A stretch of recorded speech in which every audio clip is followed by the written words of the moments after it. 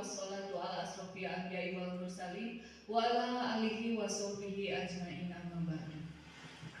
Yang terhormat Bapak Ibu Dewan Guru SD Negeri 1 Sukamulya, yang kami hormati juga Bapak Ibu CGP Angkatan 9 di SD Negeri 1 Sukamulya. Puji dan syukur marilah kita panjatkan kehadiran Allah Subhanahu wa Ta'ala. Alhamdulillah pada hari ini kita dapat berkumpul bersama, tentunya dalam keadaan sehat walafiat. Salawat serta salam semoga senantiasa tercurah limpahkan kepada junjungan kita Nabi besar Muhammad Sallallahu Alaihi Wasallam beserta keluarganya, para sahabatnya, dan kita semua selaku umatnya. Bapak Ibu yang saya hormati, sebelumnya saya ucapkan terima kasih atas undangan dari CGP Angkatan 9, di mana pada kesempatan kali ini kita semua di sini diundang untuk melaksanakan kegiatan diseminasi modul 1.4 Budaya Positif CGP Angkatan 9 tentunya di tahun 2023 ini. Bapak Ibu yang saya hormati, besar harapan saya nantinya dengan adanya diseminasi ini kita semua jadi tahu dan juga jadi memahami serta menambah ilmu pengetahuan kita tentunya dalam budaya positif yang insya Allah mungkin bisa dijalankan dan diterapkan di sekolah kita, tentunya di SD Negeri 1 Sukamulya. Dan juga saya titipkan kepada Bapak Ibu semuanya di sini yang menjadi peserta dari diseminasi supaya bisa mendengarkan penjelasan dengan sejelas-jelasnya apa saja yang nanti akan disampaikan oleh CGP kita mengenai materi budaya positif. Bapak Ibu yang saya hormati, untuk keberlangsungan atau untuk membuka kegiatan diseminasi ini, saya akan membukanya tentunya dengan mengucapkan basmalah bersama-sama dengan resmi kegiatan diseminasi modul 1.4 Budaya Positif CGP Angkatan 9 Kabupaten Ciamis di SD Negeri 1 Sukamulya dengan ini resmi dibuka. Untuk itu mungkin karena waktu juga ya, supaya kita bisa sesegera mungkin mendapatkan materi, untuk itu silahkan saya serahkan acara kembali kepada CGP untuk menyampaikan diseminasinya. Terima kasih. Wabillahi taufiq wal hidayah. Wassalamualaikum warahmatullahi wabarakatuh.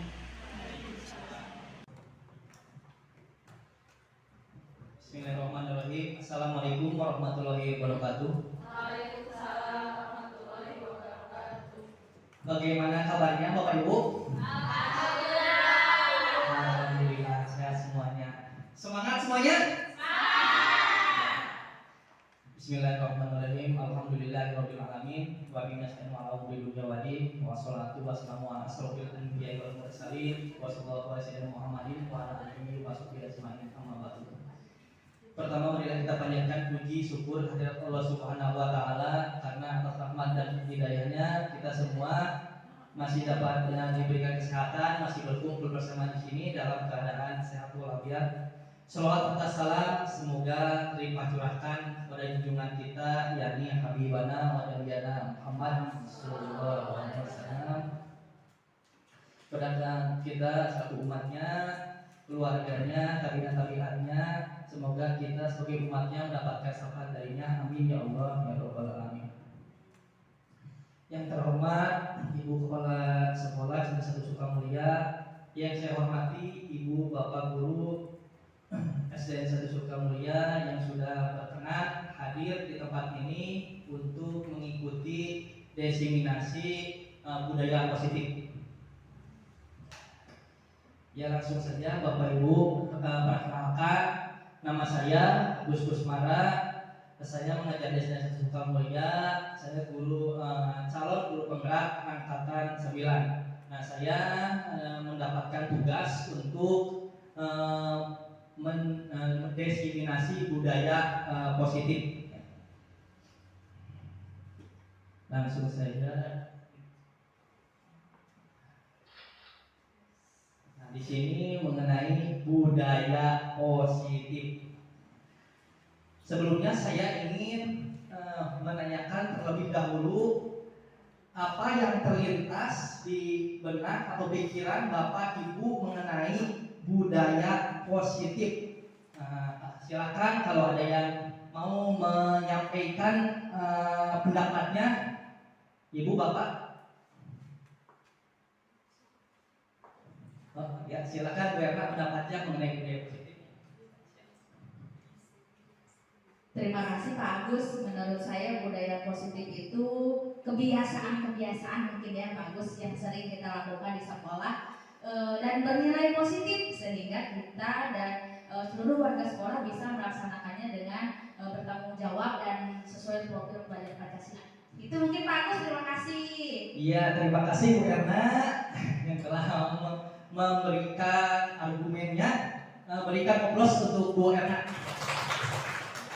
Terima kasih. Ya benar sekali Ibu Bapak bahwa budaya positif itu segala kegiatannya yang bersifat positif di sekolah. Nah diharapkan peserta didik kita itu mempunyai budaya positif. Nah di sini budaya positif di sekolah yaitu nilai dan kebiasaan di sekolah yang berpihak pada murid agar mereka dapat berkembang menjadi pribadi yang kritis, penuh hormat dan bertanggung jawab sesuai dengan profil pelajar Pancasila. Nah, karena sekolah kita ini sekolah penggerak ya sudah menerapkan profil pelajar Pancasila. Nah, di situ ada disiplin dan kreatif ya, dan juga ada inovatif. Nah, supaya tidak lupa kita bernyanyi dulu ya mengenai pelajar Pancasila. Siap Ibu Bapak? Siap.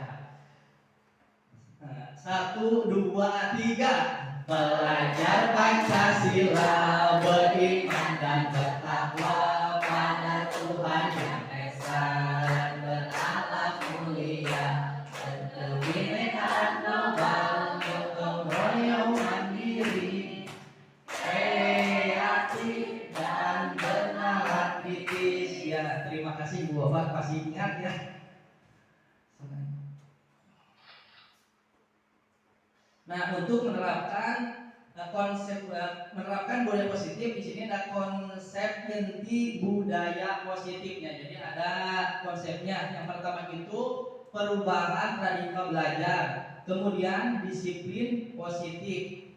Yang selanjutnya nilai-nilai kebajikan, kemudian kebutuhan dasar manusia, motivasi perilaku manusia, posisi kontrol guru, keyakinan kelas, dan juga segitiga restitusi. Nah ini semua adalah hal yang mendukung untuk terciptanya budaya positif. Kita bahas satu persatu Ibu Bapak. Nah di sini yang pertama itu perubahan paradigma belajar. Untuk membangun budaya positif, sekolah perlu menyediakan lingkungan yang positif, aman, dan nyaman agar murid-murid mampu berpikir, bertindak, dan mencipta dengan merdeka, mandiri, dan bertanggung jawab. Jadi untuk menciptakan budaya positif di sekolah kita atau untuk menerapkannya kepada anak-anak, maka di sekolah itu ciptakan dulu lingkungan yang aman dan nyaman. Nah perbedaannya dulu kita itu hanya guru ya yang memberikan materi atau wawasan kepada siswa. Nah sekarang perubahan paradigma belajar, sekarang itu ada yang namanya inquiry. Tahu Ibu Bapak inquiry itu apa? Nah jadi berpihak pada muridnya. Yang sekarang itu harus berpihak pada murid belajar pendidikan inquiry ya. Jadi perubahan paradigma belajar. Yang selanjutnya yaitu disiplin positif untuk menciptakan budaya positif. Itu disiplin positif. Disiplin berasal dari kata disiplina yang artinya belajar. Disiplin mengacu pada disiplin diri yang memiliki tanggung jawab terhadap apa yang dilakukannya berdasarkan nilai-nilai yang diyakininya. Sedangkan disiplin positif merupakan salah satu cara menerapkan disiplin yang bertujuan untuk menumbuhkan kesadaran serta memberdayakan peserta didik tanpa imbalan penghargaan, reward, ancaman atau hukuman. Ya, jadi di sini diharapkan peserta didik kita itu dapat menerapkan budaya positif, namun tidak berdasarkan ancaman ataupun reward ataupun hal apapun itu yang berasal dari eksternal atau dari luar dirinya sendiri, tapi timbul dari dirinya sendiri. Nah, kita sebagai pendidik, tujuan kita adalah menciptakan peserta didik yang memiliki disiplin diri sehingga mereka berperilaku mengacu kepada nilai-nilai kebajikan universal dan memiliki motivasi intrinsik dalam perubahan perilaku ke arah yang lebih baik. Nah, diharapkan peserta didik kita itu kedepannya menjadi lebih baik lagi. Untuk yang ketiga yaitu nilai-nilai kebajikan. Nilai yang disepakati bersama lepas dari suku, bangsa, agama, bahasa maupun latar belakangnya. Contoh nilai kebajikan institusi. Nah, di sini Ibu Bapak,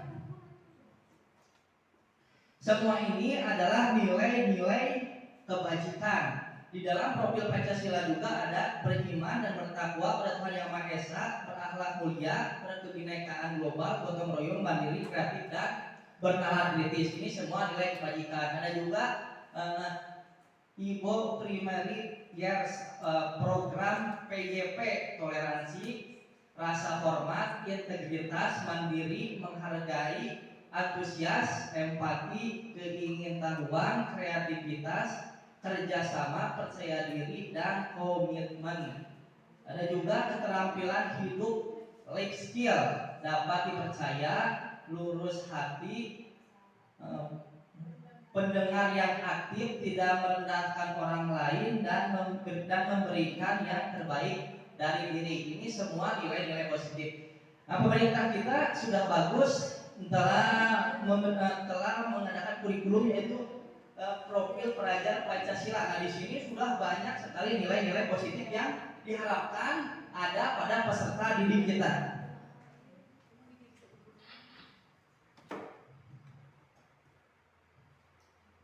Yang selanjutnya itu kebutuhan dasar manusia. Nah, ada kebutuhan dasar manusia. Oh, Ibu Bapak agar konsentrasinya semakin ya kita breaking dulu ya. Breaking dulu ya. Biar semangat. Ya, Ibu Bapak. Kita berdiri dulu. Konsentrasinya biar fokus, kita bernyanyi yang tahu balon kuda 5? Ini balon kuda 5. 1, 2, 3. Balonku ada 5, rupa-rupa warnanya, hijau, kuning, kelabu, merah muda dan biru.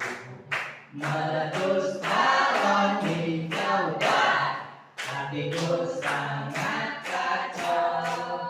Balonku tinggal 4, ku pegang erat-erat. Siap, kasih konsentrasi ya. Balonnya berapa?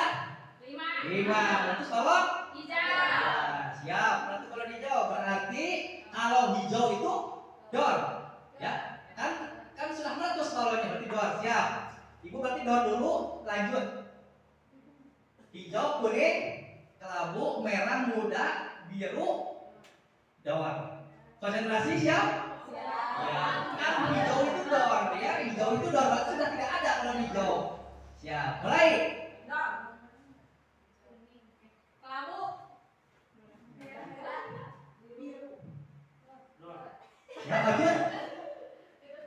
Udah dong? Terus? Selanjutnya? Biru. Lanjut? Iya, siap. Dan biru pas ya, sampai biru. Ya masih konsentrasi, silakan Ibu duduk kembali. Masih konsentrasi ya. Doang ya. Siap, masih semangat, masih konsentrasi. Jadi harus ada nyanyian ya. Tadi kalau tidak pakai nyanyi itu kelihatannya bingung ya. Tapi kalau pakai hijau kuning kelabu, tapi lancar ya. Tapi kalau tidak pakai nyanyi ada jeda dulu kelihatannya di bawah. Nah nanti jadi terapkan di kelas itu sampaikan materi-materi dengan nyanyian lah biar teringat-ingat anak. Ya lanjut ke materi kita Ibu Bapak. Yang keempat itu kebutuhan dasar manusia. Jadi manusia itu mempunyai kebutuhan dasar yang harus dipenuhi. Di antaranya kebutuhan dasar itu ada 5 kebutuhan dasar manusia. Yang pertama kebutuhan untuk bertahan hidup atau survival. Yang kedua cinta dan kasih sayang, love and belonging. Ini bahasa Inggris ya. Yang ketiga kebebasan atau freedom. Yang keempat kesenangan atau fun. Yang kelima kekuasaan atau power. Nah ini kebutuhan biasanya yang harus dipenuhi oleh manusia. Nah di sini Ibu Bapak ada contoh kasus. Di sini Bu Ani guru kelas 6 di SDN 1 Sukamulya. Oh, ada ya. Sedang bingung menghadapi ulah salah satu murid di kelas bernama Reno. Beberapa anak telah datang dan mengeluh Reno yang seringkali meminta bekal makan siang mereka dengan paksa. Nah, jadi ada ibu Ani, ada siswa yang bermasalah itu namanya Reno meminta bekal ke temannya dengan paksa. Jika Anda menghadapi situasi seperti Bu Ani, apa yang akan Anda lakukan? Menurut Anda kira-kira apa alasan Reno melakukan hal tersebut? Dalam konteks penerapan disiplin positif, Ibu Ani sebaiknya mencari tahu alasan Reno melakukan tindakan tersebut agar mengetahui kebutuhan mana yang sedang berusaha dipenuhi Reno. Jadi kita sebagai pendidik nanti kalau ada peserta didik kita bermasalah, diharapkan jangan langsung memberikan hukuman atau mengejar orang siswa tersebut melakukan hal yang tidak baik. Alangkah baiknya kita cari tahu penyebab atau alasannya terlebih dahulu. Nah di sini apabila jawaban Reno karena ia lapar dan orang tuanya tidak membawakannya bekal makan siang, kebutuhannya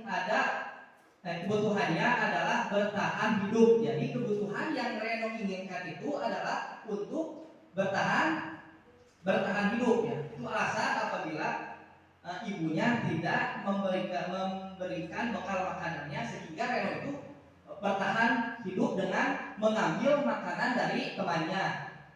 Apabila jawaban Reno karena ia senang temannya jadi memperhatikan dia, kebutuhannya adalah cinta dan kasih sayang, kebutuhan untuk diterima. Jadi anak tersebut itu cari perhatian ya, ingin diterima oleh teman-temannya. Jadi dia mengambil bekal makanan dari temannya. Kemudian yang ketiga itu apabila jawaban Reno adalah dia merasa hebat karena temannya jadi takut dan menuruti keinginannya, kebutuhannya adalah penguasaan, pengakuan atas kemampuan. Jadi dia itu merasa kuat ya, merasa berkuasa, ingin ditakutinya oleh teman-temannya sehingga dia mengambil makanan temannya. Yang selanjutnya apabila jawaban Reno karena dia merasa bosan dengan bekal yang dibawa ibunya, karena selalu membawa bekal yang sama, kebutuhannya adalah kebebasan, kebutuhan akan pilihan. Jadi di sini Reno itu kebutuhannya itu akan pilihan karena makannya itu saja. Jadi ingin variatif sehingga dia mengambil makanan dari temannya. Yang selanjutnya apabila jawaban Reno adalah karena iseng saja dan ia menikmati ekspresi wajah temannya yang kesal karena dia diambil makanannya, kebutuhannya adalah kesenangan. Ada juga kesalahan diri itu hanya ingin dia itu senang-senang saja, jadi melihat temannya itu kesal, menangis atau lari, berarti dia itu senang. Ada seperti itu. Nah, dari kasus-kasus ini kalau kita mengetahui alasannya, nanti kita dapat mencari solusi untuk masalah tersebut, Ibu Bapak.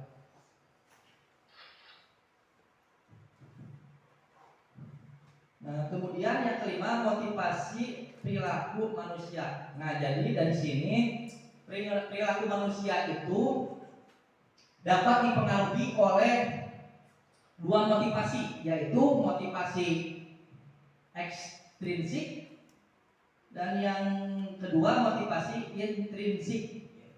Jadi yang mempengaruhi manusia itu ada dua motivasi. Untuk menghindari ketidaknyamanan hukuman. Untuk menghindari ketidaknyamanan hukuman itu berarti motivasi yang berada di luar. Jadi dia mencari-cari alasan. Kemudian untuk mendapatkan imbalan penghargaan dari orang lain. Ada juga yang itu masih dari luar. Jadi ekstrinsik. Ada motivasi intrinsik, yaitu untuk menjadi orang yang mereka inginkan dan menghargai diri sendiri dengan nilai-nilai yang mereka percayai. Nah, diharapkan peserta didik kita itu mempunyai motivasi intrinsik yang dari dalam diri, karena motivasi intrinsik ini akan sangat kuat melekat di dirinya, karena dia dengan kesadarannya, bukan dengan paksaan. Tapi kalau kita dari ekstrinsik itu kan berupa paksaan. Kalau berupa paksaan pasti akan ada berubah itu apabila dilihat orang lain atau ada yang diinginkan. Nah, sampai sini Ibu, Bapak dapat dimengerti? Nah, terima kasih masih dapat dimengerti.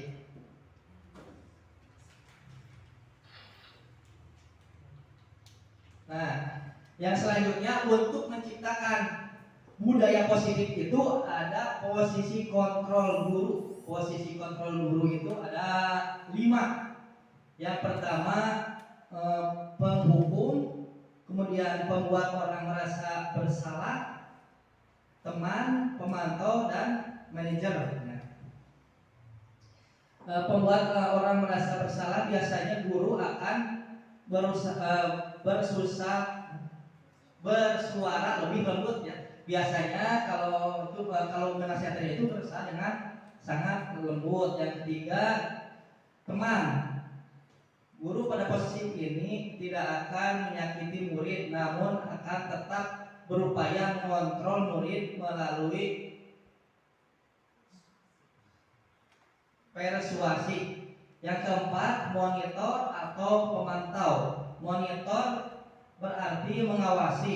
Yang kelima, manajer, respon yang menunjukkan tanggung jawab guru. Dalam posisi terakhir, manajer adalah posisi mentor, di mana guru berbuat sesuatu bersama dengan murid, mempersilahkan murid mempertanggungjawabkan perilakunya, mendukung murid agar dapat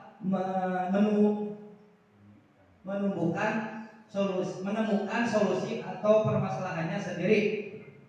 Nah, jadi di posisi nomor 5 itu manajer, kita berinteraksi dengan peserta didik sehingga peserta didik tersebut dapat menemukan solusinya sendiri.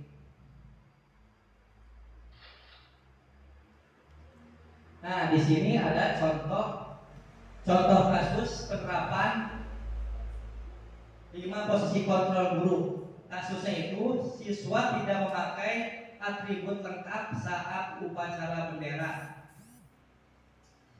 Kalau sebagai penghukum, tindakannya itu biasanya hormat pada bendera selama 1 jam. Nah, itu posisi menghukum. Mengapa hormat pada bendera selama 1 jam itu disebut posisi penghukum? Ibu Bapak, siapa yang dapat menyampaikan argumennya mengapa ini disebut penghukum? Silakan.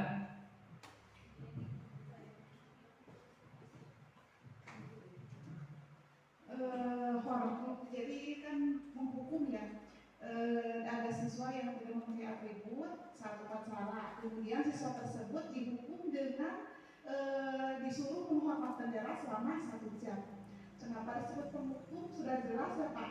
Ini kan ada salah satu pihak yang disakiti, yaitu siswa. Dia pasti merasa disakiti, dan di sini pasti guru belum mencari tahu alasannya mengapa dia tidak memakai atribut tapi langsung memberi hukuman gitu ya.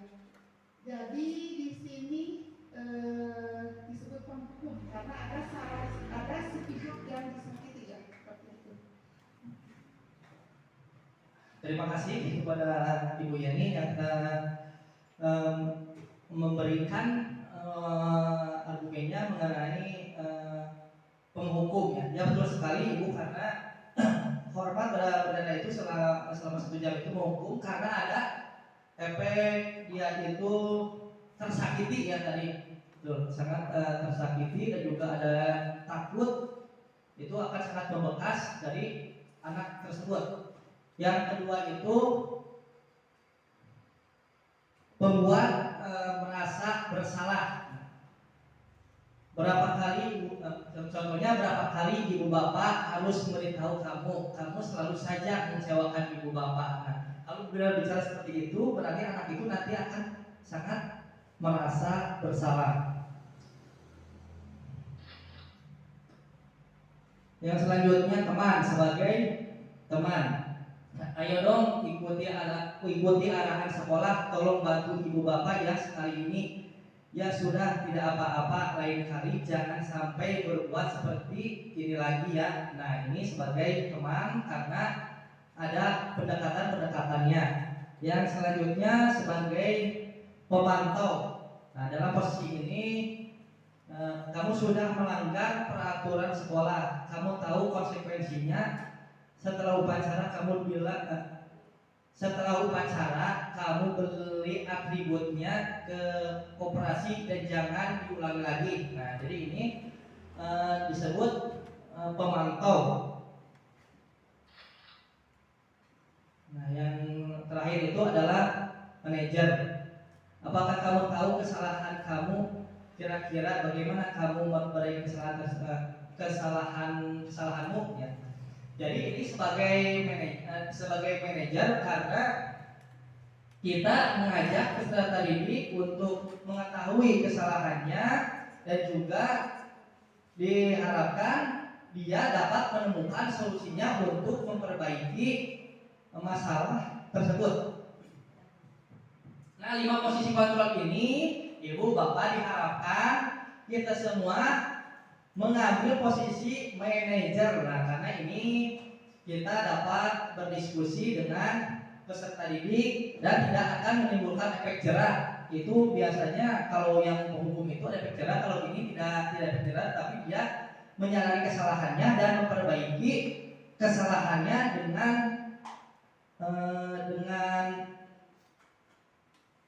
dirinya sendiri yang memperbaiki kesalahannya itu. Yang ketujuh itu keyakinan kelas. Nah, di sini mengapa keyakinan kelas, mengapa bukan peraturan kelas? Siapa ibu bapak, mengapa ini keyakinan bukan peraturan? Kata-katanya hampir mirip ya. Coba siapa yang dapat menyampaikan pendapatnya? Silakan ibu bapak.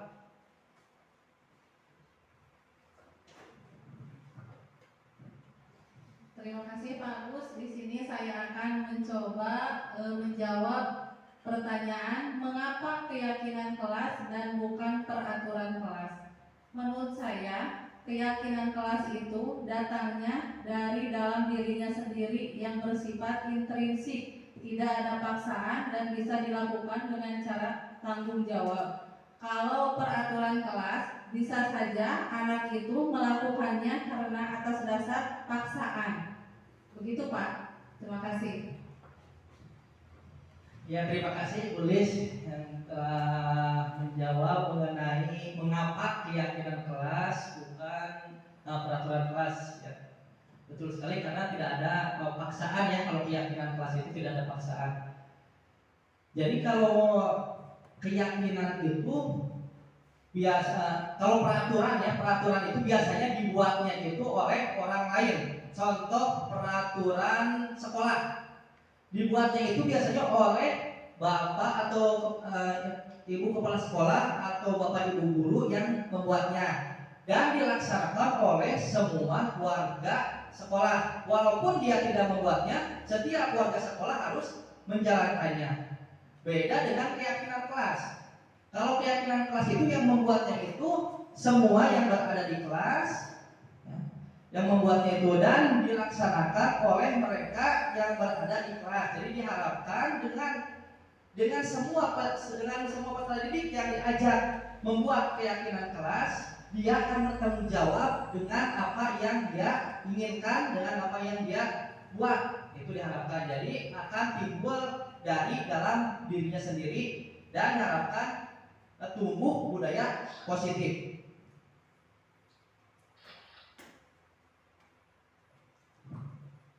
Nah, di sini keyakinan kelas bisa dijelaskan. Keyakinan kelas adalah nilai-nilai kebajikan atau prinsip-prinsip universal yang disepakati bersama secara universal, lepas dari latar belakang suku, negara, bahasa maupun agama. Menurut GES 1998, suatu keyakinan akan lebih memotivasi seseorang dari dalam atau intrinsik. Seseorang akan lebih bersemangat untuk menjelaskan keyakinannya daripada hanya sekedar mengikuti serangkaian peraturan. Nah, jadi dijelaskan di sini akan kalau mengikuti peraturan itu lebih tertekan ya, sedangkan kalau keyakinan kelas itu akan lebih menyadari ya, oleh dirinya sendiri.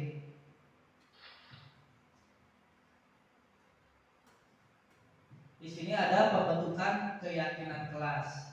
Jadi keyakinan kelas itu keyakinan kelas bersifat abstrak daripada peraturan yang lebih rinci dan konkret. Keyakinan kelas berupa pernyataan-pernyataan yang universal. Pernyataan keyakinan kelas senantiasa dibuat dalam bentuk positif. Jadi keyakinan kelas itu harus berbentuk positif. Keyakinan kelas hendaknya tidak terlalu banyak sehingga mudah diingat dan dipahami. Semua warga kelas sebaiknya ikut berkontribusi dalam membuat kegiatan kelas lewat curah pendapat, bersedia meninjau kembali keyakinan kelas dari waktu ke waktu. Jadi keyakinan kelas itu hendaknya dibuat itu dengan sangat sederhana ya, jangan terlalu banyak.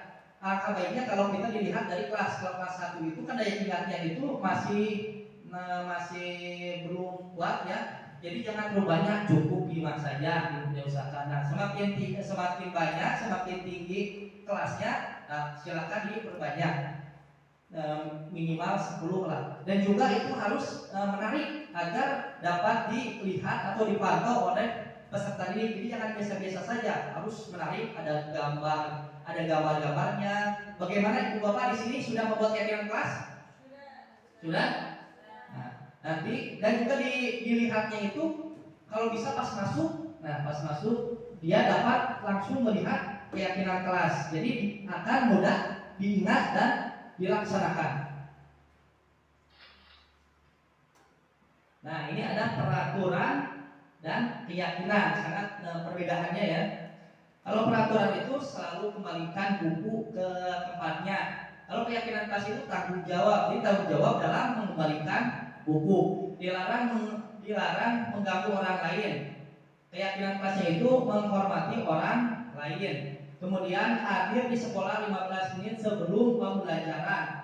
Keyakinan kelas itu menghormati orang lain, dan seterusnya. Di sini ada perbedaan peraturan dan juga keyakinan kelas. Jadi berbentuk positif dan bernilai kebajikan kalau keyakinan kelas itu. Kalau yang misalkan jangan membuang sampah sembarangan, nah ada kata jangan, nah itu bukan keyakinan kelas tapi peraturan. Kalau ada sifat melarang-larang itu adalah peraturan. Nah, ini yang terakhir adalah segitiga restitusi. Sangat bahasanya itu sangat berat ya, segitiga restitusi.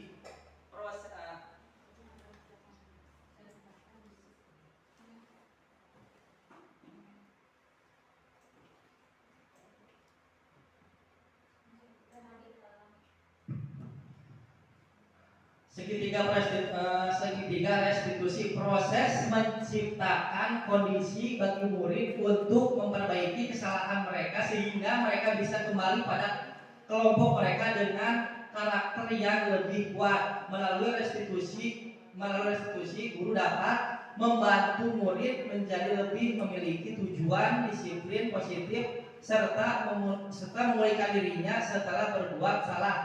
Kemudian membantu murid untuk jujur pada diri sendiri dan mengevaluasi dampak dari kesalahan yang dilakukan, memberikan penawaran bukan paksaan. Nah, jadi segitiga restitusi itu gunanya gitu, Bapak Ibu, untuk menyelesaikan masalah-masalah yang ada pada peserta didik.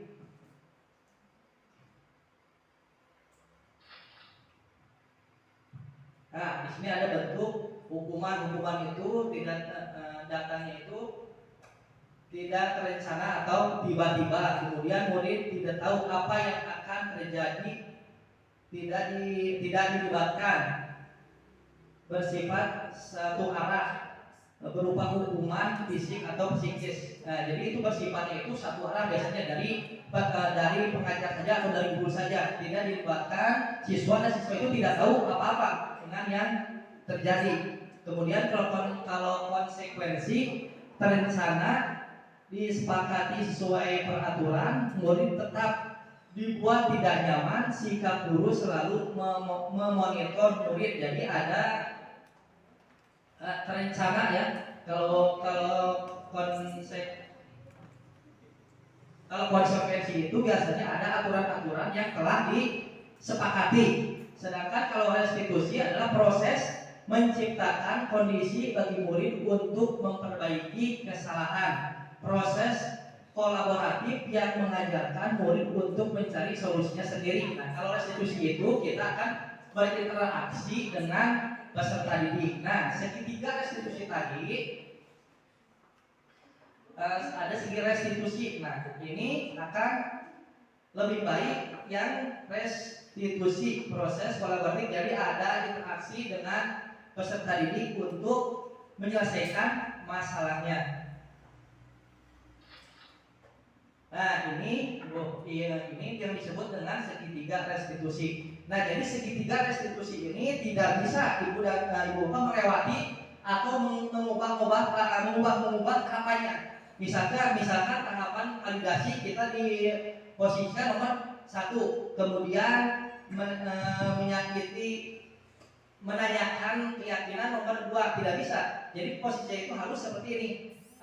Jadi kalau ada masalah itu, anak itu harus distabilkan terlebih dahulu, kemudian validasi tindakan yang salah, kita tanya apa permasalahannya, kemudian menanyakan keyakinan. Nah, kita kan ada keyakinan yang kita sepakati, kita tanyakan keyakinan yang telah dibuatnya.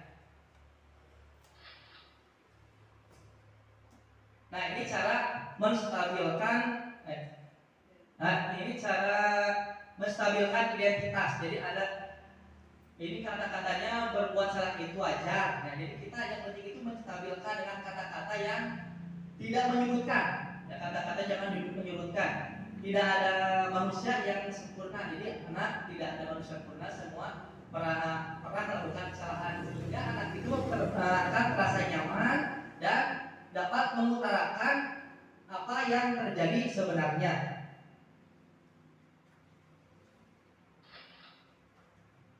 Yang selanjutnya adalah validasi tindakan yang salah. Nah, kalau validasi tindakan yang salah itu kamu pasti punya alasannya. Jadi yang saya jelaskan tadi adalah menanyakan masalahnya dulu, kemudian ambil tindakannya. Yang ini adalah padahal kamu bisa melakukan yang lebih mudah ini, ya, ditanyakan masalahnya. Kamu melakukannya karena mempertahankan sesuatu yang penting bagimu. Jadi ini yang ditanyakan oleh gurunya. Kemudian menanyakan keyakinan. Nah, keyakinan kelas apa yang telah mereka langgar? Apakah keyakinan kelas kita? Tanyakan keyakinan kelas yang telah dibuat. Ya. Jadi tanyakan, kita buat keyakinan kelas bersama. Apabila anak melakukan kesalahan, nanti tanyakan keyakinan yang telah dilanggarnya. Kemudian nilai-nilai apa yang telah disepakati bersama. Nah, selanjutnya seperti apa gambaran sebuah kelas yang ideal menurut kamu? Tanyakan. Kamu ingin menjadi orang yang seperti apa? Dan biasanya kalau ditanyakan kamu ingin menjadi orang seperti apa, tidak mungkin peserta didik menjawab dengan hal-hal yang negatif. Pasti dia akan menjawab dengan keinginan-keinginan yang positif sehingga mereka sadar akan kesalahannya dan mempunyai solusi untuk menyelesaikannya. Nah, terima kasih. Sekian saja. Ibu Bapak, dari materi yang saya paparkan tadi diharapkan ya, ini kan materi budaya positif. Intinya itu tujuannya itu adalah bukan mengubah, sebenarnya bukan mengubah murid, karena kita sebagai guru itu tidak boleh mengubah murid, tapi membimbing keinginan murid ingin seperti apa. Bimbing. Nah, di budaya positif tadi diharapkan kita dapat membimbing mengarahkan murid menjadi lebih baik lagi dari dengan materi tadi. Diharapkan kita semua dapat membimbing putra-putri kita, siswa-siswi kita menjadi menerapkan budaya positif di sekolahnya masing-masing. Mungkin itu saja yang bisa saya sampaikan. Saya ucapkan terima kasih Ibu Bapak. Wassalamualaikum warahmatullahi wabarakatuh.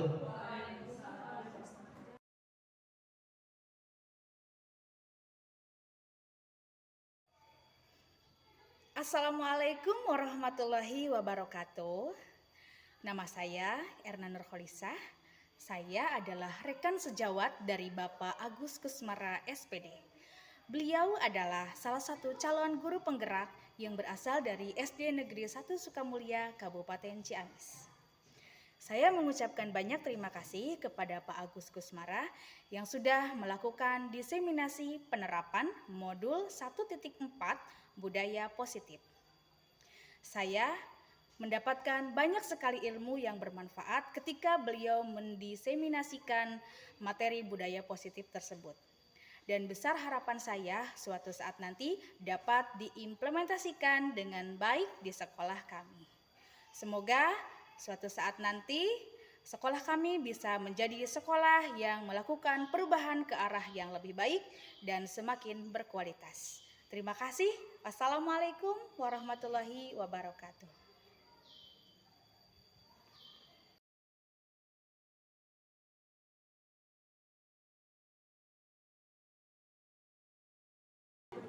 Assalamualaikum warahmatullahi wabarakatuh.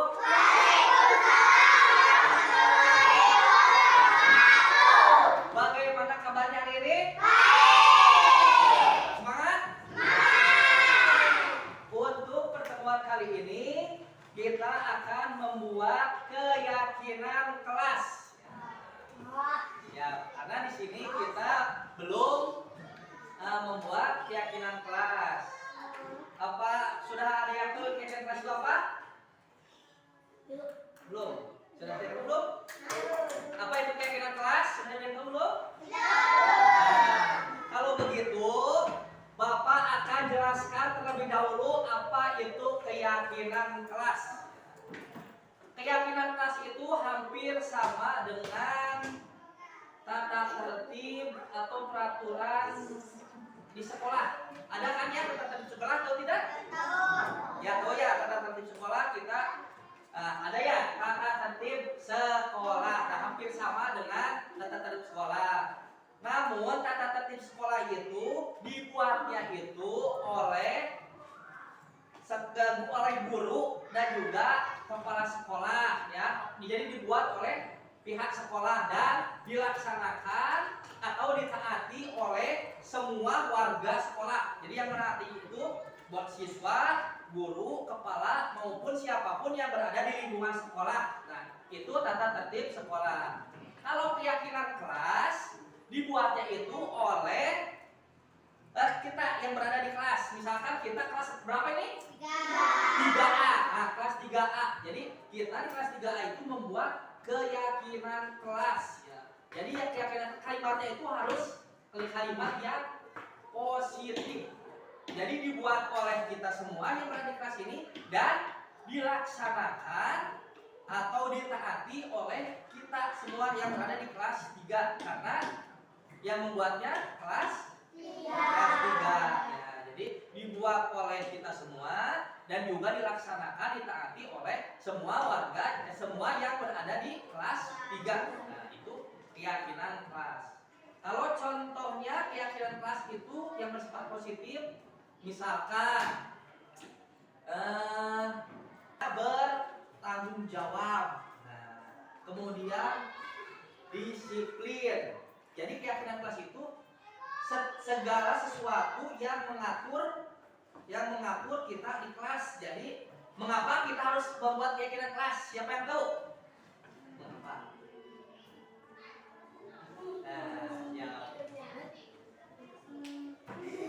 Ya, keyakinan kelas itu dibuat agar kelas kita itu berjalan dengan kondusif ya, betul, dengan lancar. Nah, begitu, dengan lancar di kelas, dengan kondusif, tertib, jadi tidak ribut di kelas ya. Kita buat keyakinan kelas. Karena dibuat oleh kita, diharapkan kita semua yang berada di kelas ini menjalankannya itu dengan sungguh-sungguh. Harus dengan sungguh-sungguh menjalankan. Ini nanti kalian tuliskan di kertas setikirat. Sampai sini paham? Nah, siap, bagus. Bapak akan berikan dulu kertas setikiratnya. Ya. Ya, kertasnya ini namanya kertas setikirat.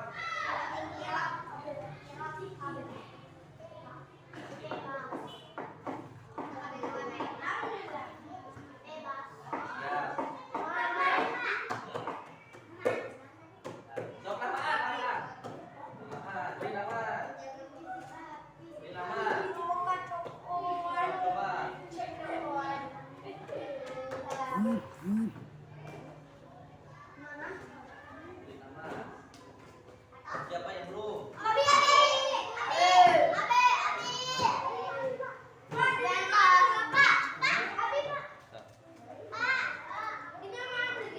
Nama Anda nih.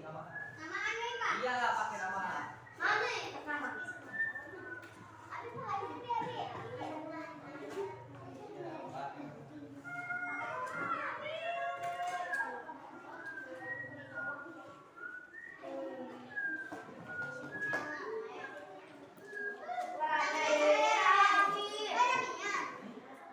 Iya, nama. Iya, siap.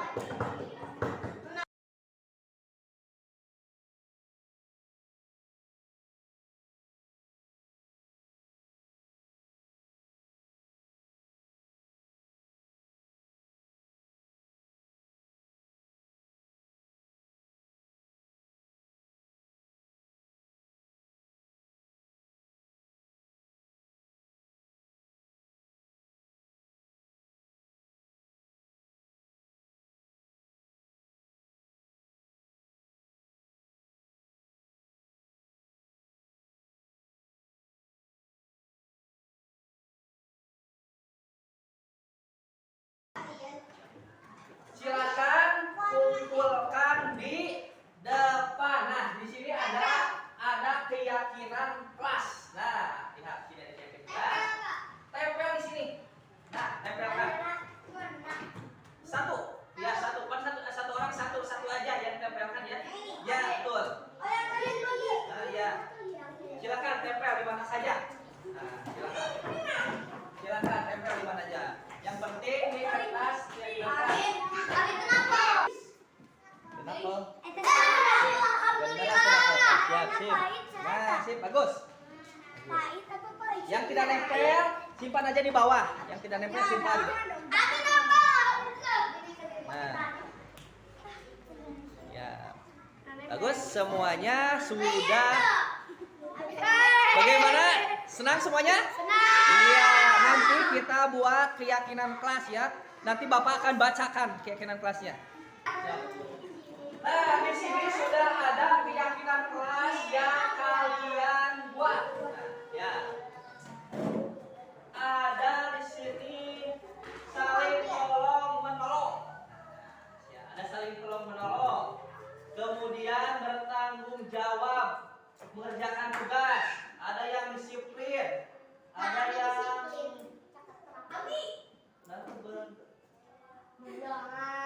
berdoa ini, berdoa ya bagus, berdoa sebelum dan sesudah belajar, ya, menjaga kebersihan. Nah, siap, nanti Bapak akan pindahkan satu-satu. Yang pertama itu kita susunkan ya. Yang pertama itu yang bagus itu harus berdoa ya. Ya, berdoa. Nah, di sini berdoa. Berdoa. Kemudian ada bertanggung jawab. Nah, di sini bertanggung jawab. Kemudian ada di sini berdoa sama bersikap jujur. Nah, di sini ada bersikap jujur.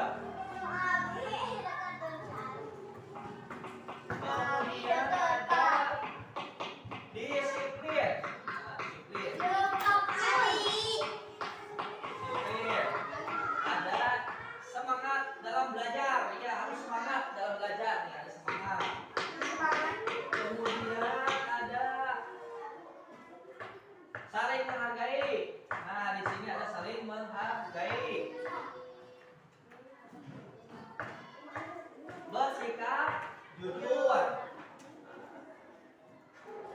Apa lagi? Dan juga disiplin. Nah, di sini ada disiplin. Wis, jadi ada 8 keyakinan kelas yang harus dilaksanakan, ditaati, dan juga dijalankan. Karena ini yang kalian inginkan. Betul tidak yang kalian inginkan? Oh, menjaga kebersihan, Pak. Oh, ini yang menjaga kebersihan. Menjaga kebersihan. Ada tak? Oh, ini disiplin ada 2 yang menjaga kebersihan ya. Ya. Ada 2 disiplin. Nah. Sepakat semuanya seperti ini? Ya, bagus. Nah, agar keyakinan ini, keyakinan kelas ini dapat kita laksanakan dan dapat kita taati bersama-sama, Bapak minta kalian untuk menandatangani kesepakatan bahwa kelas ini sudah membuat keyakinan kelas. Ya, tanda tangan di sini.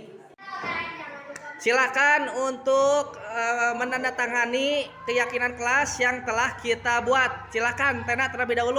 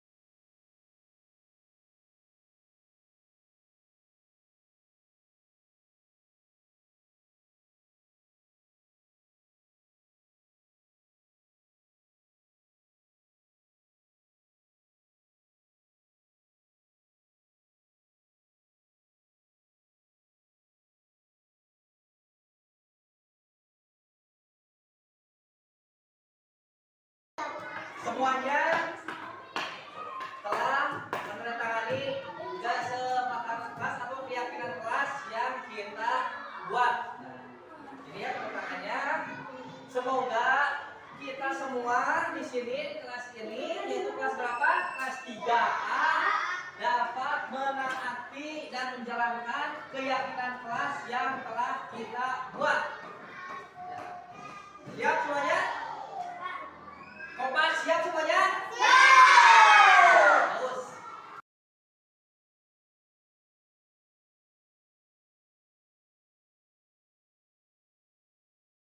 Nama saya Harik dari kelas 3A. Nama saya Rafli dari kelas 3A. Hai, nama saya Alma dari kelas 3A. Hai, nama saya Armi dari kelas 3A. Nama saya Farihal dari kelas 3A. Hai, nama saya Kana dari kelas 3A.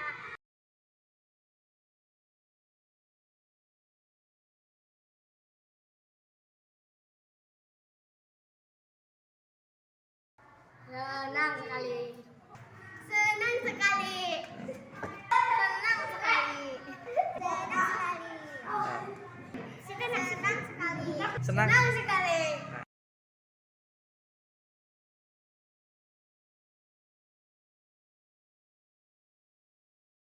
Sangat penting. Sangat penting. Sangat penting. Sangat penting. Sangat penting. Sangat penting.